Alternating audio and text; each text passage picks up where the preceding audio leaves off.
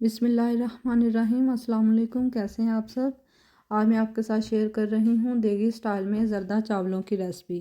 यहाँ पे मैंने 2 कप चावल तकरीबन 2 घंटे पहले भिगो कर रख लिए थे।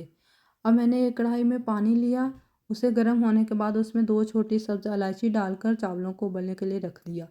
चावलों को मैंने तकरीबन 95% तक उबाल लिया था।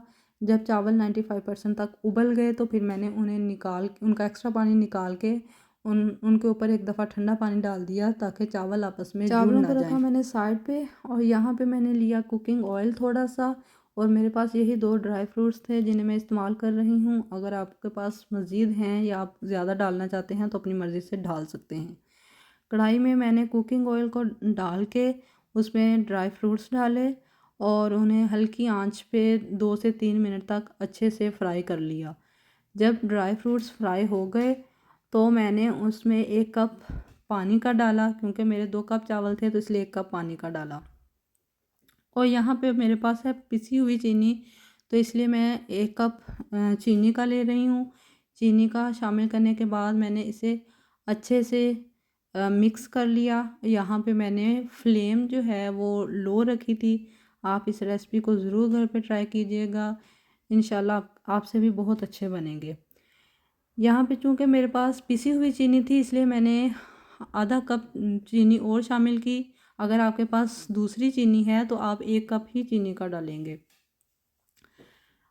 आधा कप चीनी शामिल करने के बाद मैंने इसको भी अच्छे से मिक्स कर लिया और फ्लेम को यहाँ पे मैंने अभी लो टू मीडियम ही रखा हुआ था। दूसरी साइड पे मैंने डिफरेंट फूड कलर्स ले लिए। मुझे देख रहे और इन्हें प्लीज़ कमेंट्स में ज़रूर हाफ चम्मच पानी का डालकर उनको मिक्स कर लिया और 2-2 चम्मच उबले हुए चावल डालकर उनको उसमें अच्छे से मिक्स करके रख लिया। आप इनमें से कोई एक डालना चाहते हैं कलर तो आप डाल सकते हैं।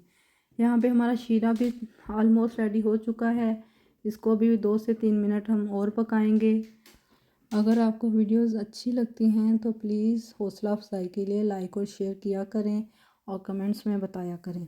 यहाँ पे हमारा शीरा भी ऑलमोस्ट रेडी हो चुका था, तो मैंने इसमें उबले हुए चावल शामिल किए और उन्हें आराम के साथ जो है वो मिक्स कर लिया। मेरी नेक्स्ट रेसिपी किस चीज़ पे होनी चाहिए प्लीज़ कमेंट में ज़रूर बताइएगा। आप इन चावलों को घर में एक दफ़ा ज़रूर ट्राई कीजिएगा मेहमानों के आने पे या किसी भी फंक्शन पे, तो इंशाल्लाह सब आपकी ज़रूर तारीफ़ करेंगे। यहाँ पे मैंने चावलों को अच्छे से मिक्स कर लिया था ताकि सारा शीरा जो है वो चावलों में जज़्ब हो जाए। अब इन्हें मैंने 2 से 3 मिनट के लिए हल्की फ्लेम पे छोड़ दिया था, क्योंकि चावल हमारे 95% तक जो है वो बॉयल थे, 100% कुक नहीं थे, तो इसलिए। अब यहाँ पे शीरा जो है वो सारा चावलों में जज़ब हो चुका है, तो इसलिए अब मैंने जो फूड कलर डाल के चावल रेडी किए थे अब मैं उनको शामिल कर रही हूँ। उन्हें शामिल करने के बाद आपने इन्हें मिक्स नहीं करना फ़िलहाल, और उन्हें अच्छे से ढक्कन लगाकर 1 से 2 मिनट तक कढ़ाई को रख देना है। ये देखिए जी, हमने जब 1 से 2 मिनट के बाद ढक्कन हटाया तो मज़ेदार सा ज़रदा जो है वो तैयार हो चुका है। अब आप कलर वाले चावल को हल्के हाथों के साथ मिक्स कर लें दूसरे चावलों के साथ ताकि सब यकजान हो जाएं, और उसके बाद आप इसे डिश में निकालिए और मेहमानों के सामने रखिए, घर वालों को दीजिए, इंशाल्लाह सब आपकी तारीफ़ करेंगे। और अगर कभी आपको लगे कि आपके चावल ज़्यादा नरम हो गए हैं तो इस तरह हिलाने के बाद आपने उनको ढक के बिल्कुल नहीं रखना, ढक्कन हटा के रख देना है ताकि स्टीम वगैरह बाहर निकल जाए। अगर आप ढक के रखेंगे तो वो मज़ीद नरम भी हो जाएंगे और आपस में जुड़ भी जाएंगे। जैसा कि आप देख सकते हैं मेरे चावल बिल्कुल भी नहीं जुड़े, माशाल्लाह